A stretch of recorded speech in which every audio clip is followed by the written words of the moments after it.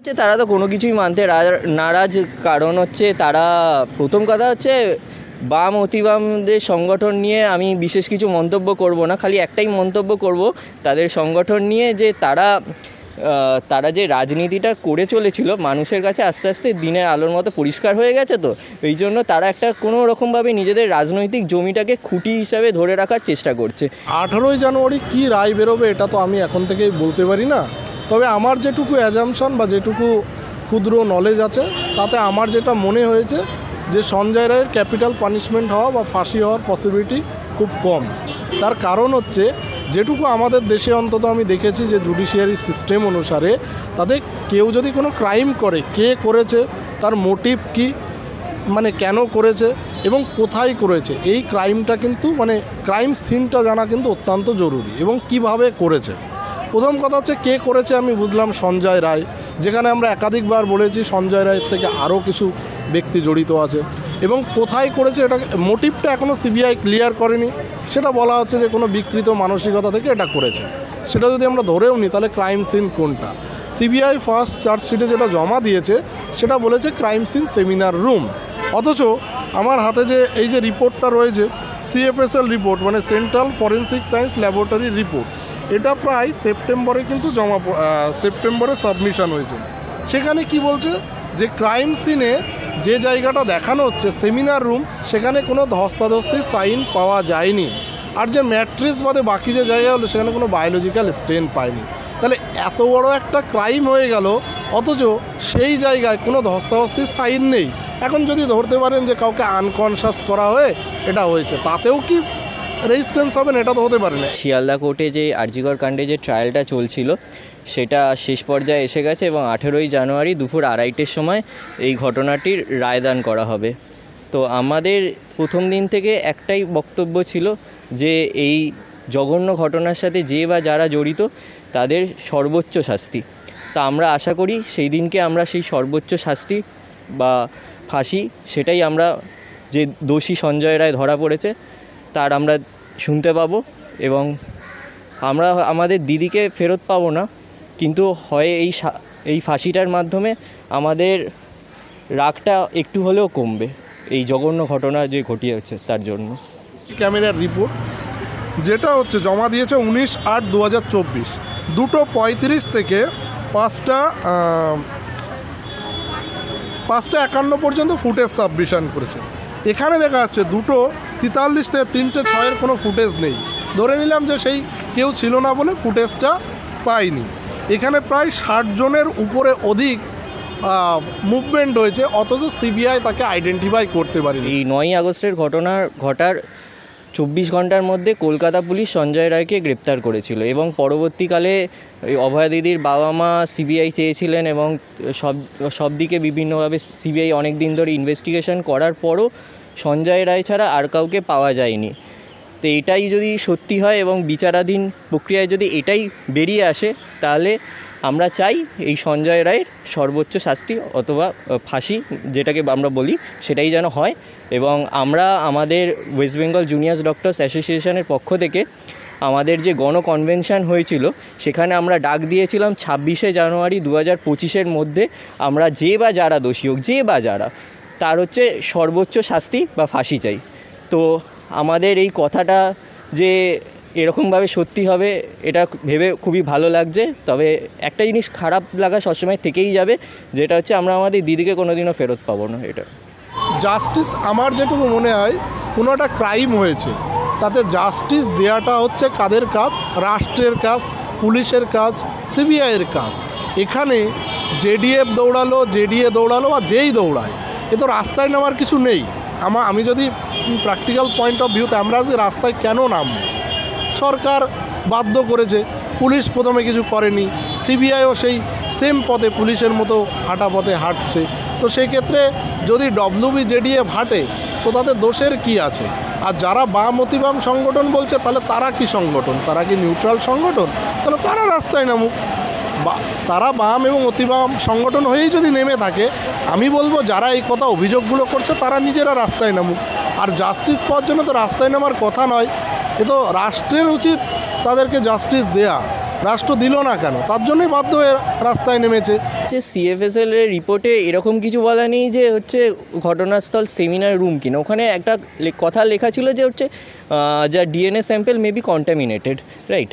তো কন্টামিনেটেড অনেকগুলো প্রক্রিয়ার মাধ্যমে ঘটতে পারে, সেই বিষয়ে তো সম্পূর্ণ মানে একটা ল্যাবরেটরি থেকে শুরু করে বিভিন্ন তদন্ত সাপেক্ষ ব্যাপার, তো সেই বিষয়ে আমরা কোনো মতামত জানাতে পারি না। আমরা খালি একটাই কথা বলতে পারি, যদি তারা মনে করেন যে এই বিষয়ে আরও ফার্দার ইনভেস্টিগেশন দরকার আছে তাহলে অবশ্যই করা হোক, কিন্তু যেন বিচার প্রক্রিয়ার মাধ্যমে আমরা একটা কথা বলবো যে কিছু একদল সমাজের মানুষ রয়েছে যারা হচ্ছে কোনো না কোনোভাবে একটা বিভিন্ন নিজেদের মতো তত্ত্ব মানুষের সামনে তুলে ধরে এই বিচার প্রক্রিয়াকে প্রভাবিত করার চেষ্টা করছেন, সেগুলো যেন কোনো রকমভাবে না হয়। তার জায়গায় বরং এই বিচারের জন্য যত রকম তদন্ত হওয়া দরকার সবসময় হোক, অবশ্যই আমরাও তার পক্ষে রয়েছি এবং বিচারের পক্ষে এবং দোষীর শাস্তির পক্ষে। আচ্ছা, অভয়ের বাবা মা যেরকমটা চাইছেন যে নতুন করে তদন্ত হোক, সেরকমই কিন্তু চাইছেন জুনিয়র ডাক্তার ফ্রন্ট। তারা চাইছেন যে নতুন করে তদন্ত হোক এবং তারা বলছেন যে রাজপথ তারা ছাড়বেন। এক কথায় তারা মানতে নারাজ যে সঞ্জয় একাই মূল অভিযুক্ত। প্রথম কথা হচ্ছে তারা তো কোনো কিছুই মানতে নারাজ, কারণ হচ্ছে তারা প্রথম কথা হচ্ছে বাম অতিবামদের সংগঠন নিয়ে আমি বিশেষ কিছু মন্তব্য করব না, খালি একটাই মন্তব্য করব তাদের সংগঠন নিয়ে যে তারা যে রাজনীতিটা করে চলেছিল মানুষের কাছে আস্তে আস্তে দিনের আলোর মতো পরিষ্কার হয়ে গেছে, তো এই জন্য তারা একটা কোনো রকমভাবে নিজেদের রাজনৈতিক জমিটাকে খুঁটি হিসাবে ধরে রাখার চেষ্টা করছে। তো আমরা একটাই কথা বলবো এই বিষয়ে, অভয়া দিদির বাবা মা যদি চেয়েছেন যে হচ্ছে এই ক্ষেত্রে, এবং তারা সুপ্রিম কোর্টেও গেছেন, এবং এই মামলার যদি তারা তদন্ত পুনরায় চায় বা বিচারাধীন ব্যবস্থার মাধ্যমে তারা যদি পুনরায় মনে করেন যে এই তদন্তটা হবে তো হোক, তাতে আমাদের কোনো সমস্যা নেই। কিন্তু আমাদের বক্তব্য প্রথম দিন থেকে একটাই, যে বা যারা দোষী তাদের যেন কেউ একজনও না ছাড়া পায়। কিন্তু জুনিয়র ডাক্তার ফ্রন্ট বলছেন যে পুলিশ আর সিবিআইয়ের সেটিংয়ের জন্য নাকি বিচার প্রক্রিয়া সঠিকভাবে হচ্ছে না। পুলিশ আর সিবিআই সেটিং কথাটার মাধ্যমেই আপনারা একটা রাজনৈতিক তাদের উদ্দেশ্য অতি অবশ্যই মানে দিনের আলোর মতো দেখতে পাবেন। কারণ হচ্ছে প্রথম কথা হচ্ছে জুনিয়র ডাক্তার্স ফ্রন্ট, এই ফ্রন্টের নামটার মধ্যে দিয়েই অনেক কিছু লুকিয়ে রয়েছে। তাছাড়া সিপিএমের ওয়েস্ট বেঙ্গল হচ্ছে ইউটিউব চ্যানেল থেকে তাদের হচ্ছে যে প্রেস রিলিজটা বেরোয়, তো এবং তারা এইসব সেটিং তত্ত্ব রাজনৈতিক বিভিন্ন কথাবার্তা বলবে, এটা স্বাভাবিক, এতে আমি কিছু অবাক কিছু নই। তবে মানুষ আর তাতে বিব্রত হচ্ছে না, এইটুকুই বলবো। আচ্ছা, অভয়ের যে এই বিচার প্রক্রিয়ায় সবটাই যে আপনার কথা মতন যে রাজনীতি, এই রাজনীতিটাই কি শুধুমাত্র ঢুকে গেছে নাকি বিচার হবে বলে মনে হচ্ছে? প্রথম কথা হচ্ছে বিচারের ব্যবস্থা তো প্রথম দিন থেকে চলে গেছে, কারণ মানে শুরু হয়েছে। কারণ হচ্ছে আমরা জানি যে 9ই আগস্টের ঘটনা 24 ঘন্টার মধ্যেই কিন্তু হচ্ছে কলকাতা পুলিশ যে মূল অভিযুক্ত সঞ্জয় রায়কে গ্রেপ্তার করেছিল, এবং তারপর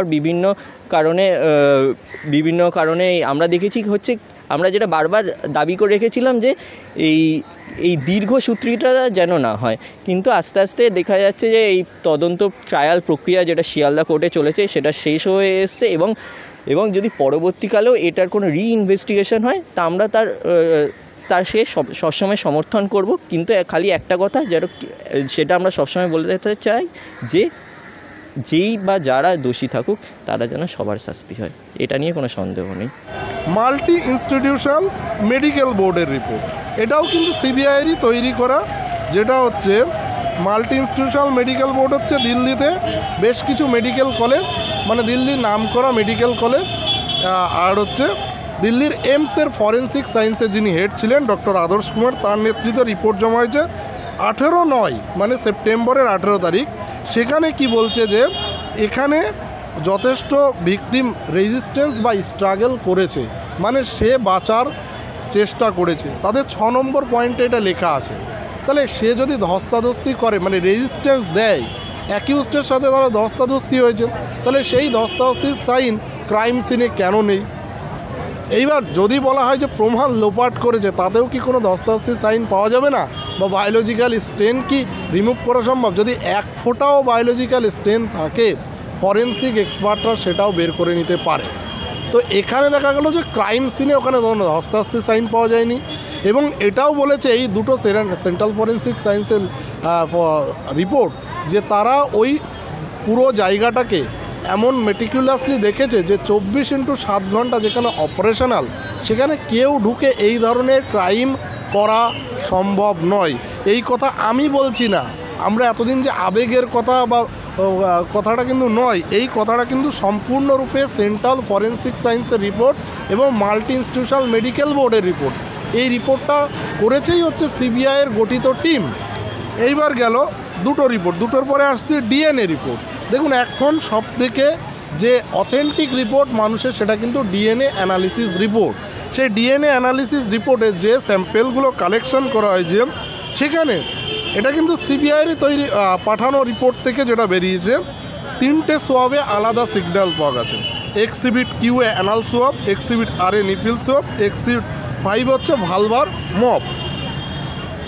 তো এখানে যে সিগন্যাল, যেটা যদি আমরা ক্লিয়ারলি এক্সপ্লেন করি, তারা যে রিপোর্টে যেটা কনক্লুশনে টেনেছিল যে মিক্সড এসটিআর। মিক্সড এসটিআর মানে হচ্ছে শর্ট ট্যান্ডেম রিপিটস। এই মিক্সড এসটিআরে তারা যে কথাটা বলেছে, আমি ফাইনাল লাইনটা বলছি, যে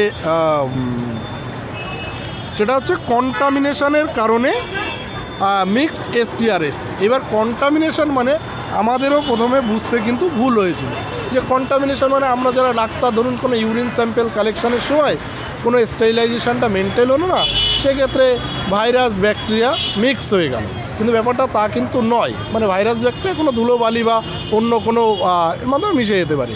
এখানে কন্টামিনেশন মানে বলা হচ্ছে যে ভিকটিমের ডিএনএ, অ্যাকিউজডের ডিএনএ মানে সঞ্জয় রায়ের ডিএনএ বাদেও অন্য কোনো হিউম্যান ডিএনএ, সেই ডিএনএটা একজন ফিমেলের আছে এবং অন্য আরও কারো থাকতে পারে, মেলের 4 জন মেল এরকম একটা বেরিয়েছিল। কিন্তু যেটা হচ্ছে যে এখানে একজনের বেশি এবং একজন মিনিমাম ফিমেল। তো এখন প্রশ্নটা হচ্ছে, এই রিপোর্টটা তো আমাদের বানানো রিপোর্ট নয়, আমাদের আবেগের কথা নয়, আমাদের মুখের কথা নয়। এই রিপোর্টটা কিন্তু এন্টায়ারলি করেছে সেন্ট্রাল এই সিবিআই রিপোর্ট পাঠানো, সিবিআই যে স্যাম্পেল পাঠিয়েছিল তার ডিএনএ অ্যানালিসিস রিপোর্ট, সেটা করেছিল কিন্তু সেন্ট্রাল ফরেন্সিক সায়েন্স ল্যাবরেটরি। সেটার ডেটটা আমি আপনাকে বলে দিচ্ছি, 21/8/2024। তাহলে এইটাই, এই স্যাম্পেলটা যদি পাই এবং ডিএনএ অ্যানালিসিসে যদি দেখা যায় যে একের বেশি ব্যক্তিযুক্ত, তাহলে আপনারা সন্দীপ ঘোষকে অ্যারেস্ট করলেন, সন্দীপ ঘোষের ডিএনএর সাথে কি ম্যাচ করে দেখেছেন? বা দেখা যাচ্ছে অন্যান্য কোনো সাসপেক্ট খোঁজার চেষ্টা করেছেন? আমরা এখনও পর্যন্ত কোনো রিপোর্টে দেখিনি। তারপরে আসুন যে সিসিটিভি ক্যামেরা। সিসিটিভি ক্যামেরায় হচ্ছে এইটা সিসিটিভি ক্যামেরার রিপোর্ট, যেটা হচ্ছে জমা দিয়েছে 19/8/2024, 2:35 থেকে 5:51 পর্যন্ত ফুটেজ সাবমিশন করেছে। এখানে দেখা যাচ্ছে 2:43 থেকে 3:06 কোনো ফুটেজ নেই। ধরে নিলাম যে সেই কেউ ছিল না বলে ফুটেজটা পাইনি।